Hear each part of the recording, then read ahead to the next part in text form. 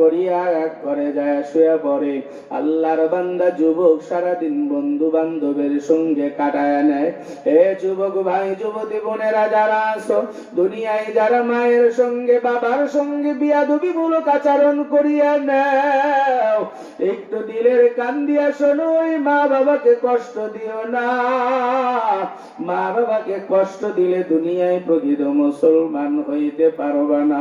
আল্লাহর বান্দা যখন যুবক সারাদিন ঘোরাফেরার পর সন্ধ্যার আগ মুহূর্তে এখন সবাই বাড়ির দিকে চলে যাবে, প্রথম বন্ধুকে ডাক দিয়া বলে, বন্ধু আমার, তুমি তো জানো আমি বাড়ি থেকে রাগারাগি করে এসেছি, আমি আজকে বাড়িতে যাব না, তোমাদের বাড়িতে থাকতে চাই। বন্ধু ডাক দিয়া বলে, ও বন্ধু, না না, আমার বাড়িতে থাকার মতো কোনো জায়গা নাই, বাড়িতে আত্মীয় স্বজন এসেছে, ঘরের ভিতরে জায়গা নাই, তোরে নিয়ে গেলে মা বাবা বকা দিবে। এই কথা বলিয়া প্রথম বন্ধু বিদায় হয়ে গেল।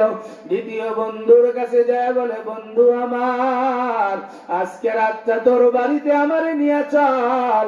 ওই বন্ধু ডাক দিয়া বলে, না বাবা, পারবো না, আমার বোনটা কলেজ ছুটি হয়েছে, আজকে বাড়িতে আসছে, মা বাবা বকা দিবে।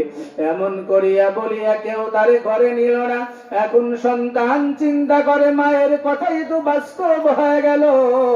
আল্লাহর বান্দা যুবক সন্ধ্যা ঘনায় আসছে, এক পা দু পা করে যখন মায়ের বাড়ির দিকে রওনা দেয়, বাড়ির দরজার কিনারায় আসিয়া সালাম দিয়া বলে, মা দরজা খোলো। মা অভিমান করিয়া ডাক দিয়া বলে, সন্তান, রাগ হয়ে গেছে, তুমি ঘরের দিকে দরজা খুলবো না।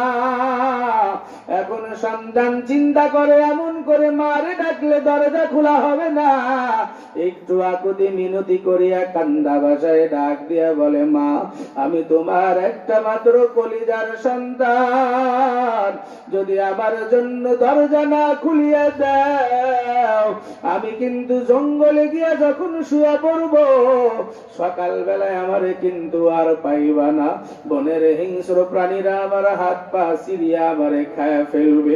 সঙ্গে সঙ্গে মা জননী দরজা খুলিয়া সন্তানকে বুকে জড়ায় নেয়, এ গালে চুমা দেয়, ও গালে চুমা দিয়া বলে, ও কলিজা আমার, আমি তোর উপরে রাগ করি নাই, তুই কেন বোঝো না? সন্তান মায়ের পা জড়ায় ধরিয়া বলে, মা, বুঝি নাই, অন্যায় হয়ে গেছে। মা ডাক দিয়া বলে, ওই ঘরে তোর বাবা শুয়া রয়েছে, যাও যাও, তোর বাবার পা জড়ায় ধরিয়া মাফ চাও। হাকিমুল উম্মাত আশরাফ আলী থানভী বলেন, সন্তান এক পা দু পা করে বাবার ঘরের ভিতরে ঢোকে, বাবার পায়ে হাত রাখার